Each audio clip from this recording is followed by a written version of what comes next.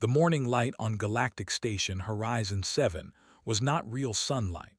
It came from special panels in the ceiling that tried to copy the warm yellow glow of Earth's sun.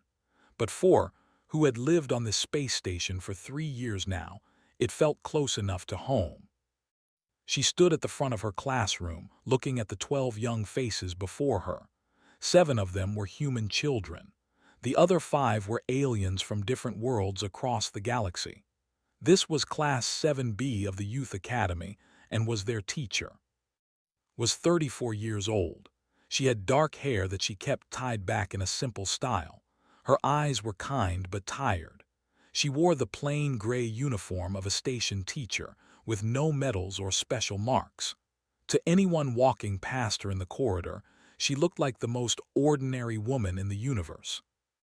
And maybe she had never done anything special in her life. She had never saved anyone. She had never been brave in any big way. She simply taught history to children day after day, year after year. That was enough for her. "Good morning, class," she said in her soft voice. "Good morning, teacher," the students replied together.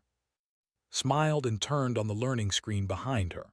Today's lesson was about Earth's age of expansion, the time when humans first left their home planet and traveled to the stars.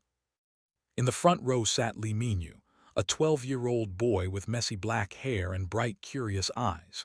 He was the oldest human student in the class and often helped keep the younger children calm. Next to him was Park, an 11-year-old girl who was very quiet but always paid attention. Behind them sat a 13-year-old girl who asked more questions than anyone else. The alien students sat on the other side of the room.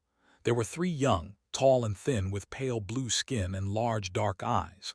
They came from a planet where people lived for over 500 years. To them, humans were strange creatures who lived fast and died young.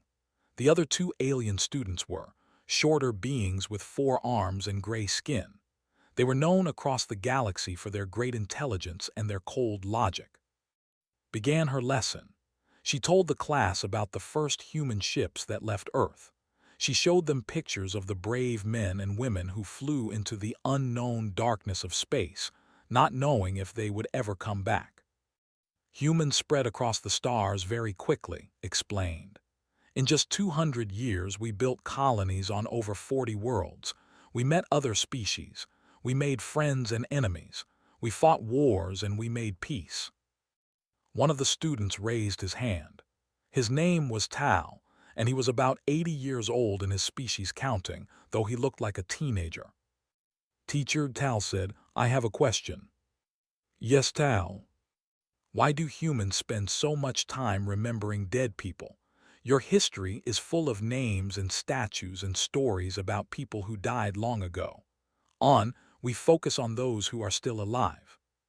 Some of the human children looked uncomfortable, but just nodded slowly.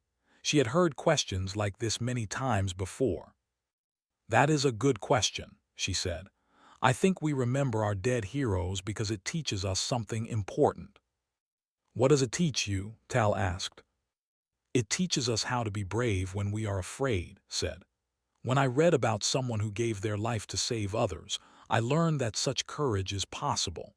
I learned that ordinary people can do extraordinary things. And maybe, if I ever face a moment like that, I will remember their example and find the strength to do the right thing." Tal tilted his head, thinking about her words. They lived so long that death seemed far away to them. They did not understand why humans thought about it so much.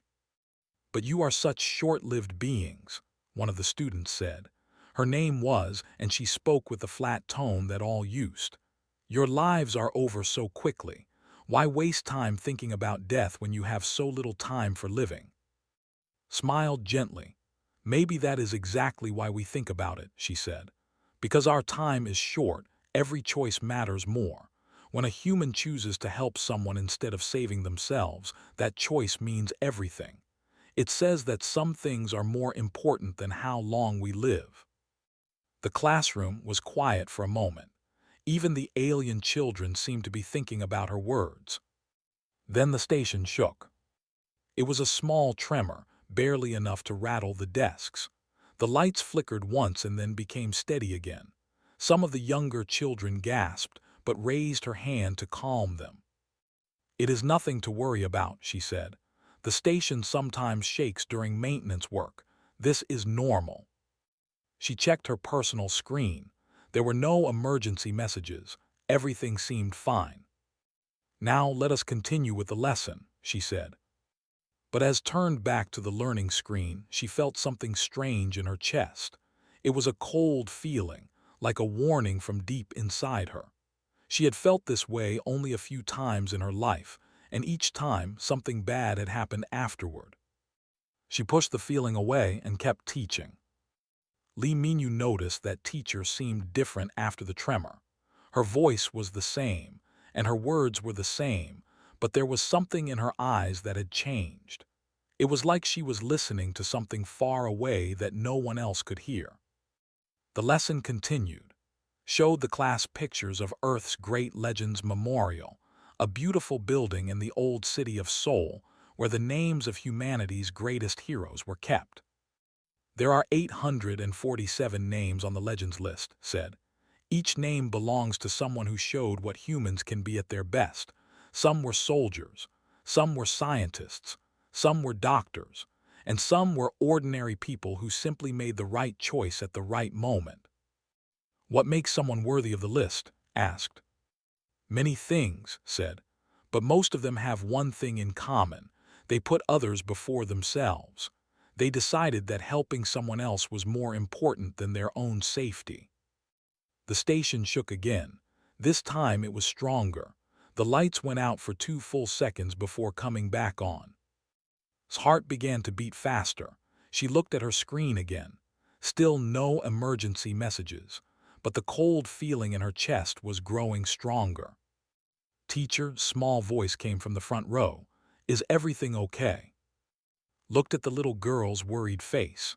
She looked at all of her students, human and alien, all of them waiting for her to tell them that everything was fine.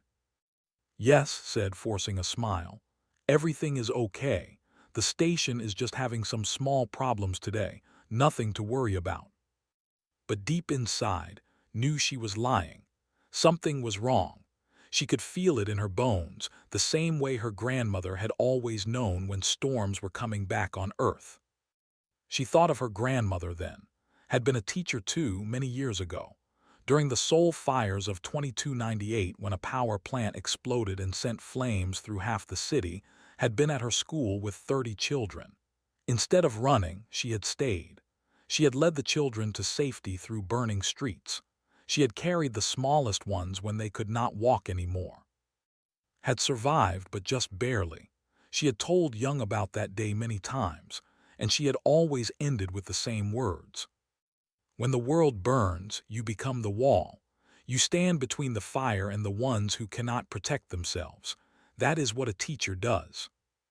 Had always thought those words were beautiful but distant. She had never imagined she would need to understand them herself. The station shook a third time, and this time the alarms began to scream. The alarm sound was like nothing had ever heard before. It was not the normal drill alarm that they practiced every month. This was different. This was the real emergency sound, the one that meant something terrible was happening. Red lights began flashing along the ceiling. The learning screen turned off by itself and was replaced by a glowing emergency message. The words made blood turn cold. "Alert, hostile VSSELS DETECTD. All personnel proceed to evacuation points. This is not a drill." The children began to panic. The younger ones started crying. Even the alien students, who usually kept their emotions hidden, looked afraid. His mind raced as she tried to understand what was happening. Hostile vessels, that meant enemy ships. Someone was attacking the station. "Everyone stay calm," said loudly, trying to keep her voice steady. "Stay in your seats. I need to find out what is happening." She walked to the classroom door and opened it just a crack. The corridor outside was chaos. People were running in every direction. She could hear screaming from somewhere far away. The station shook again, harder this time, and she had to grab the doorframe to keep from falling. A man ran past her. She recognized him as Mr. Han, a science teacher from the floor above. His face was white with fear. Mr. Han called out, "What is happening?" He stopped for just a second. "The Dominion," he gasped. "They are attacking the station. They have already destroyed 2 sectors. The evacuation routes are blocked. We are all going to die." Then he ran away, disappearing around a corner. Felt her heart sink. The Dominion was a group of aliens who hated the Coalition and everyone in it. They believed that the different species should not work together. They believed that peace was weakness, and they had attacked stations before, killing everyone inside. She closed the door and turned back to face her students. 12 pairs of eyes looked at her, waiting for her to tell them what to do. "Teacher," Minyu said, "what did that man say? Are we going to be okay?" Took a deep breath. She could not let them see her fear. She had to be strong for them. "There are some bad people outside," she said carefully, "but we are going to stay safe, I promise." Her personal screen beeped. She looked at it and saw a fragmented message from the station commander. Most of the words were missing because of damage to the communication systems, but she could read enough. Sector 7, evacuation impossible, enemy FORCES approaching, shelter in place. Sector 7, that was where they were, evacuation was impossible, the enemy was coming. Felt a moment of pure terror. What could she do? She was just a teacher. She had no weapons. She had no special training. She was just an ordinary woman with 12 children to protect. She thought about running. She thought about leaving the classroom and trying to find a way out, maybe reaching an escape pod before it was too late. That is what Mr. Han was doing. That is what many people were probably doing right now. But if she ran, what would happen to her students? She looked at who was crying quietly in her seat. She looked at who was trying to be brave but whose hands were shaking. She looked at the alien children who seemed confused and lost. They were all so young. They had come to this station to learn, to grow, to have futures. If she left them, they would die alone and afraid. Made her decision. She was not going to run. "Listen to me, everyone," she said in her strongest voice. "I need you all to be very brave now. Can you do that for me?" The children nodded, even though some of them were still crying. "Good, we are going to play a hiding game. Behind this classroom is a storage room with very strong walls. We are all going to go inside there and stay very quiet until help arrives. Do you understand?" "Will you come with us, teacher?" Minyu asked. Paused for just a moment, then she smiled at him. "I will be right outside the door keeping you safe, just like a guard." She began moving the children toward the back of the classroom. The storage room was small, but it was designed to survive damage.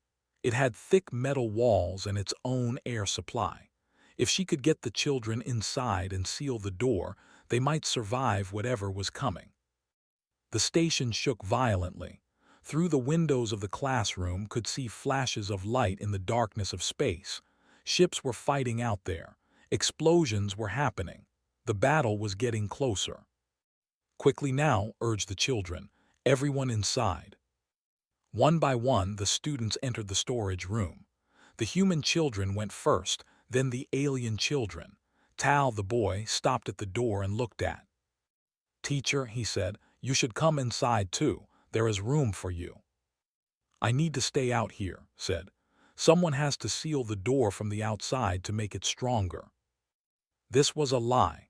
The door could seal from either side, but knew that if the enemy reached the classroom, she wanted to be between them and the children. She wanted to give the children every possible second. Tal looked at her with his large, dark eyes. Were very good at reading emotions, and wondered if he knew she was not telling the whole truth. "You are not coming inside at all, are you?" he said quietly. Did not answer. She just gently pushed him into the room with the others. Minyu was the last one at the door. He was the oldest, and he seemed to understand more than the others. "Teacher," he said, "I want to stay with you. I can help." "No," said firmly. "Your job is in there. You are the oldest.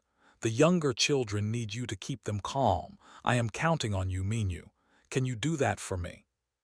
Minyu looked at her for a long moment. Then he nodded slowly. "Yes, teacher, I will take care of them." "Good boy," touched his shoulder gently. "Now go inside. Remember, stay quiet and stay together." Minyu went inside, looked at all her students one last time. 12 young faces, scared but trusting her to keep them safe. "I will see you all very soon," she said. "Be brave." Then she closed the heavy metal door and sealed it. The children were now locked inside the safest room in the sector. They would survive. They had to survive. Turned away from the door and faced the classroom. Through the windows she could see the corridor outside. It was empty now. Everyone had either escaped or hidden. She was alone. She walked to her desk and found a small emergency kit that all teachers were required to keep. Inside was a medical pack, a flashlight, and a portable shield generator. The shield was a small device about the size of her hand. When activated, it could create a protective barrier around one person for a short time. She picked up the shield generator and looked at it. One person. That was what it was designed for, but if she held it in front of herself, it would not protect the door behind her. She had an idea, a terrible, wonderful idea. If she stood against the door and aimed the shield outward, it might protect the door itself. The energy would spread across the metal surface instead of wrapping around her body. She would be exposed, but the door would be stronger. It was not a perfect plan. It was not even a good plan, but it was the only plan she had. She heard an explosion somewhere close by. The lights flickered again. The sound of metal tearing echoed through the walls. They were coming. Pressed her back against the storage room door.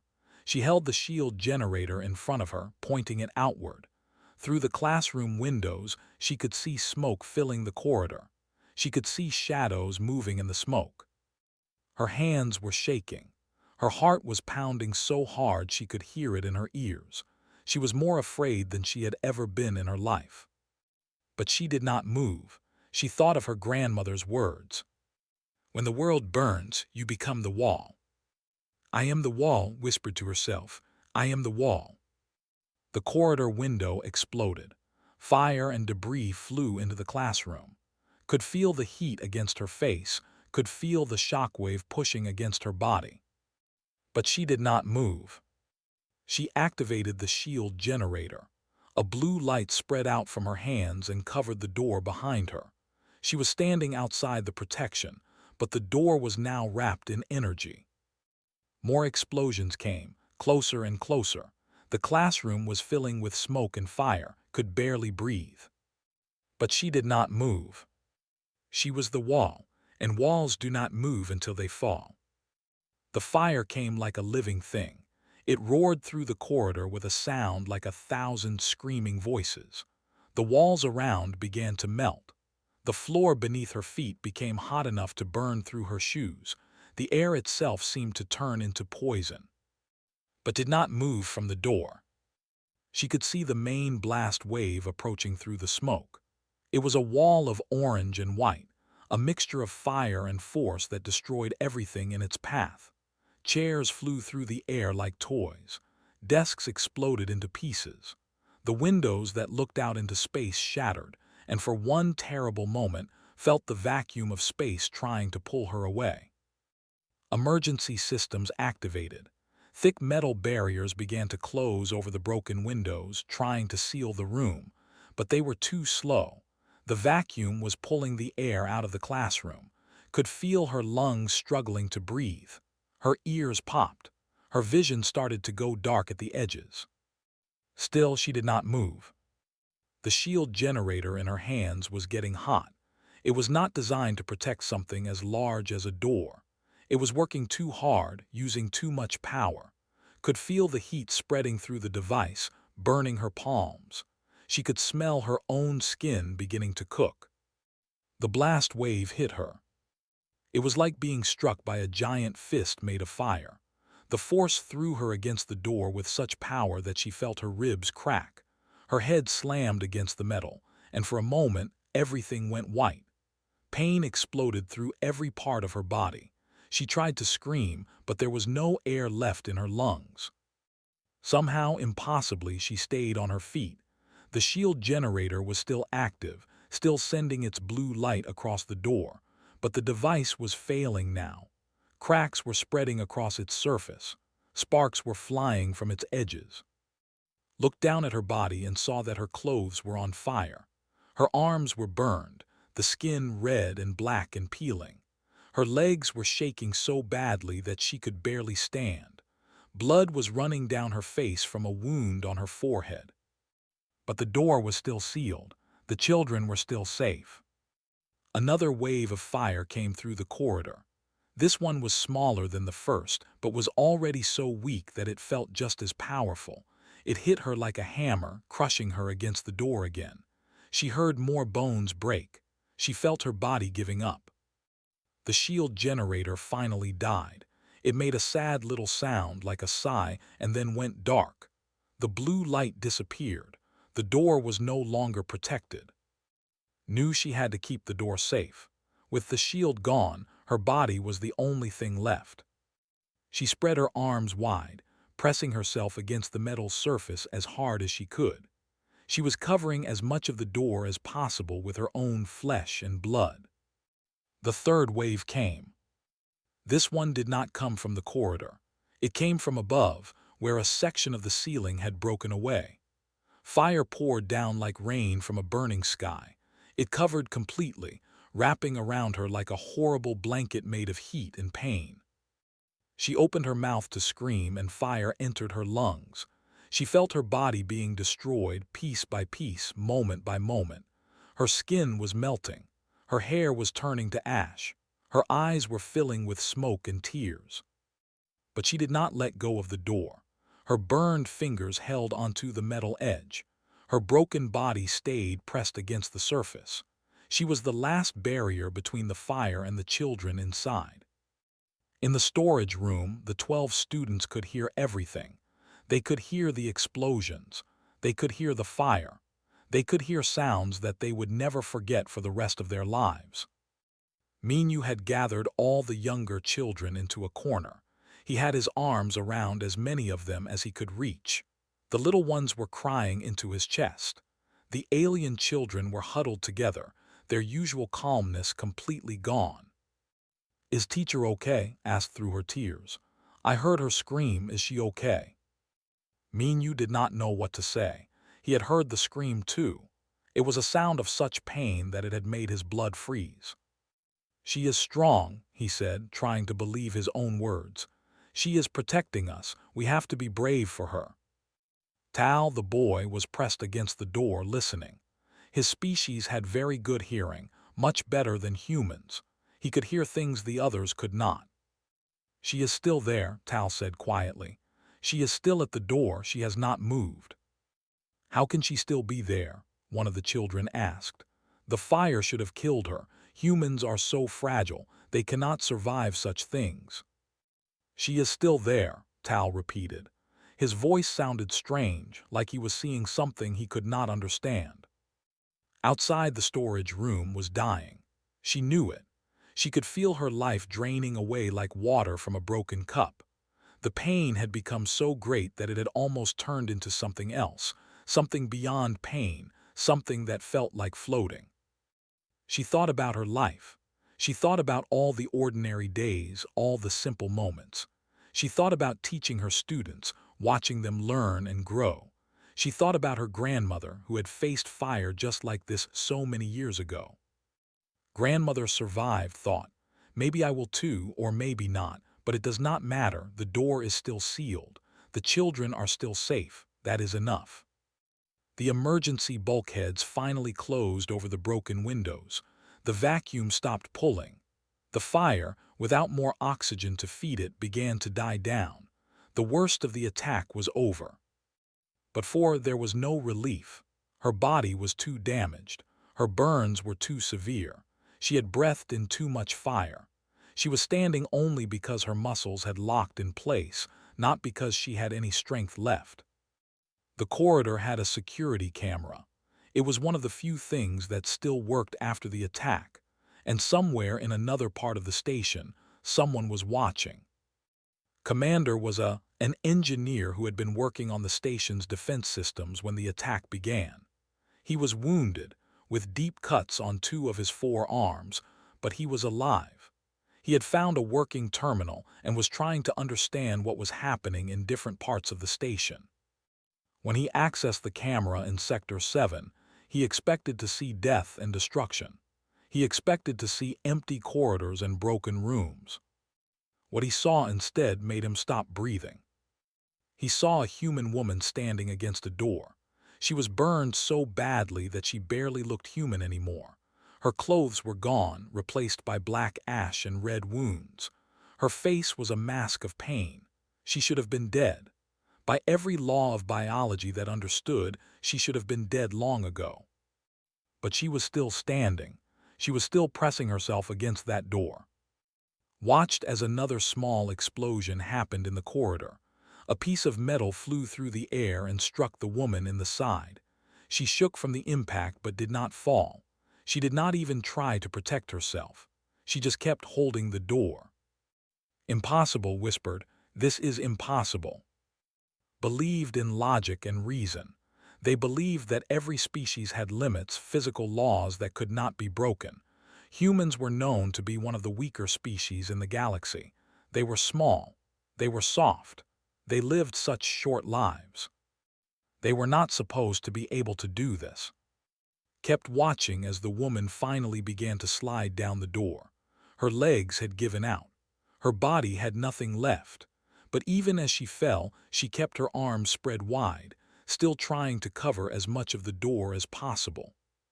She hit the floor and did not move again. The door behind her was burned and dented, but it was still sealed. Whatever was on the other side, it had survived. Understood then what he had just witnessed. This human woman had used her own body as a shield. She had burned alive rather than let the fire reach the door. She had given everything, absolutely everything, to protect something behind that door. He reached for his communication device with shaking hands. He needed to tell someone what he had seen. He needed to make sure people knew what this human had done.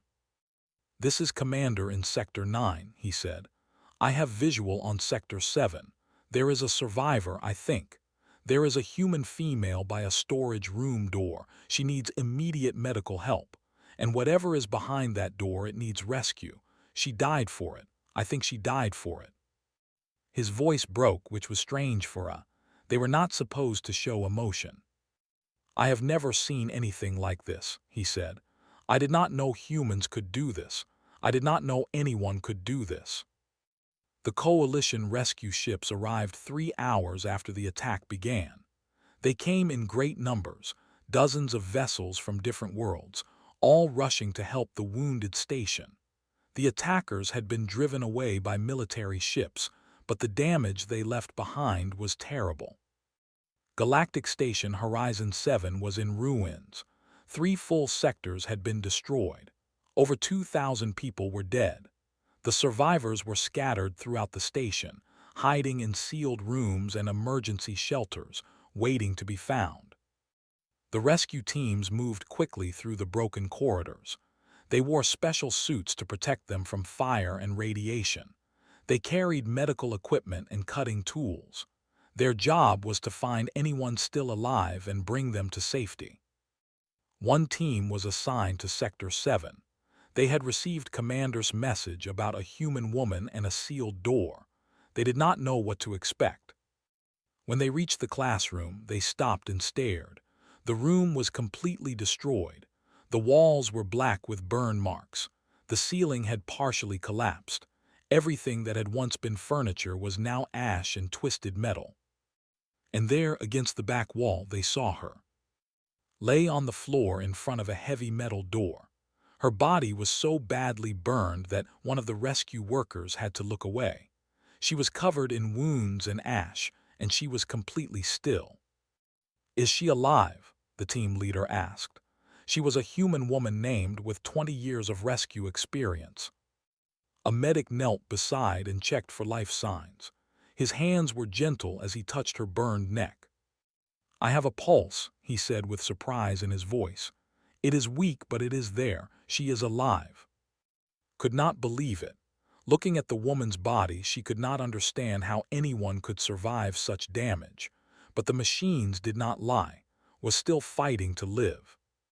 "What is behind this door?" asked. "Why was she protecting it?"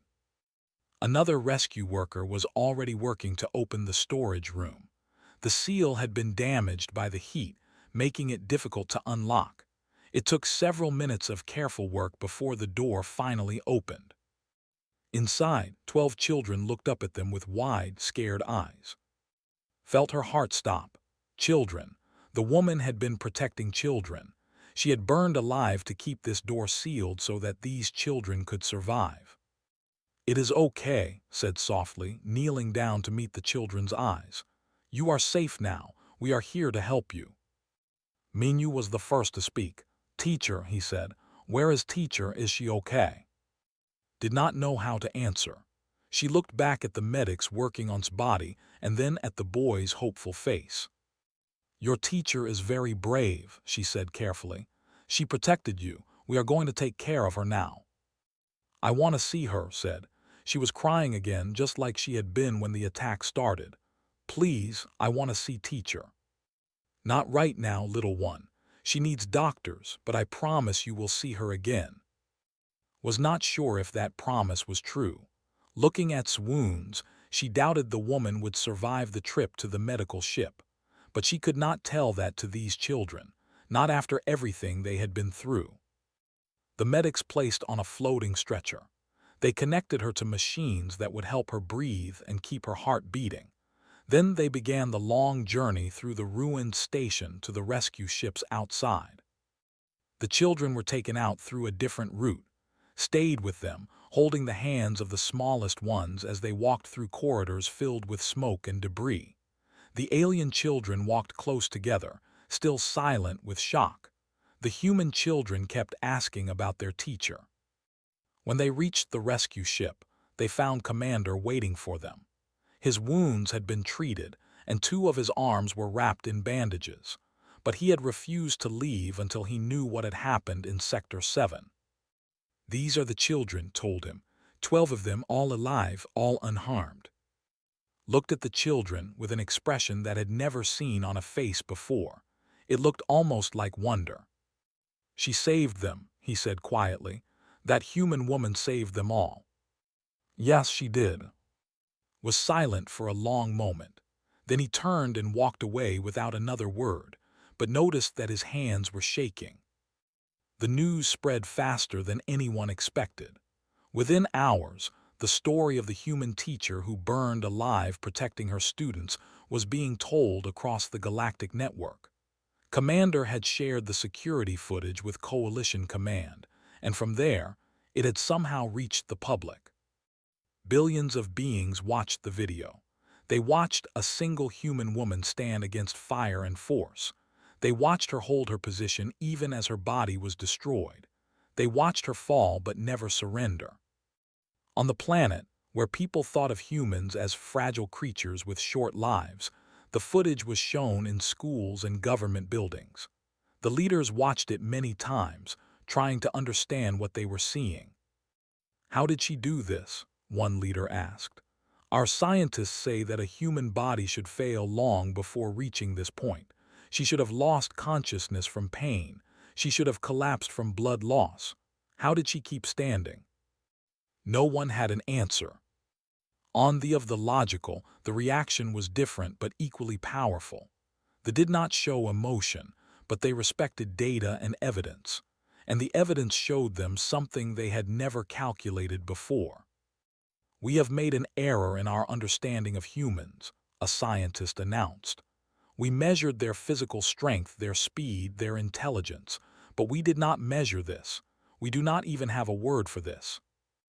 "Then we must create one," another replied. On Earth, the reaction was overwhelming. People in every city watched the footage and wept. They saw one of their own, An ordinary teacher with no special powers becomes something extraordinary through pure will. The United Earth Council held an emergency meeting. Officials from all nations gathered to discuss what had happened and what it meant. Is currently in critical condition at the medical facility on the rescue ship Horizon's Hope, a council member reported. Her burns cover over 60% of her body. She has multiple broken bones, severe radiation exposure, and damage to her lungs from inhaling fire. The doctors say her chances of survival are very low. But she is not dead yet, another member said. No, she is still fighting. The council voted unanimously on their decision. If survived, her name would be submitted for the highest honor Earth could give. She would be considered for the Legends list. Meanwhile, on the rescue ship, the children from Class 7B were together in a waiting room. They had been given food and clean clothes. Their families had been contacted and were on their way, but none of the children could rest. Minyu sat by the window looking out at the stars. He kept thinking about Teacher's last words to him. She had told him to take care of the others. She had trusted him. Had finally stopped crying. She was drawing something on a piece of paper that one of the rescue workers had given her. When asked what she was drawing, held up the paper. It was a picture of 12 small figures standing behind a much larger figure. The large figure was surrounded by orange and red. It is Teacher said. She is protecting us from the fire. Looked at the picture and felt tears coming to her eyes again. It is beautiful. Tal, the boy, was sitting apart from the others. He had not spoken since they left the station. When Minyu went to check on him, he found Tal staring at his own hands. I did not understand, Tal said without looking up. When Teacher talked about remembering dead heroes, I thought it was foolish. Why spend time thinking about people who are gone? And now, Minyu asked. Now I understand. Tal finally looked at Minyu. His dark eyes were wet with something that might have been tears. She knew she was going to die. She knew it, and she did it anyway. She became one of those heroes she told us about. She made herself something that will be remembered. Teacher is not dead, Minyu said firmly. She might be soon. The doctors said her wounds are too bad. No, Minyu shook his head. She promised she would see us again. Teacher does not break her promises. Tal was quiet for a moment. Then, for the first time, he smiled. You humans, he said softly, you are something else. Fragile bodies, but something else inside, something we cannot measure. The rescue ship moved through space, carrying the wounded toward healing and the lost toward hope. And somewhere in its medical bay, connected to machines that breathed for her and kept her heart beating, continued to fight. She was not ready to die. She had a promise to keep. 3 weeks passed in darkness for. She floated in a space between life and death, held there by machines and medicine, and something deeper that the doctors could not explain. Her body was wrapped in healing gel, sealed inside a regeneration pod that slowly rebuilt what the fire had destroyed. The doctors had not expected her to survive the first night. Then they did not expect her to survive the first week. But's heart kept beating. Her brain kept working. Something inside her refused to let go. They moved her from the rescue ship to Earth's orbital station Unity, where the best medical technology in human space was located. Teams of doctors and healers from different species worked together to save her. They repaired her skin and her bones. They cleaned the poison from her lungs. They did everything that science knew how to do. And slowly, impossibly began to heal. The first sign that she was waking up came on the 20th day. Her fingers moved inside the regeneration pod. Then her eyes began to move behind her closed eyelids. The machines monitoring her brain showed patterns of dreaming. On the 23rd day, opened her eyes. At first, she did not know where she was. She saw only white ceiling and soft lights. She heard a gentle humming sound from machines she could not see. Her body felt strange, like it belonged to someone else. Where? Her voice was barely a whisper. Her throat hurt when she tried to speak. A face appeared above her. It was a kind face, a human woman wearing the blue uniform of a medical worker. "You are awake," the woman said with a warm smile. "Please try to stay calm. You are safe.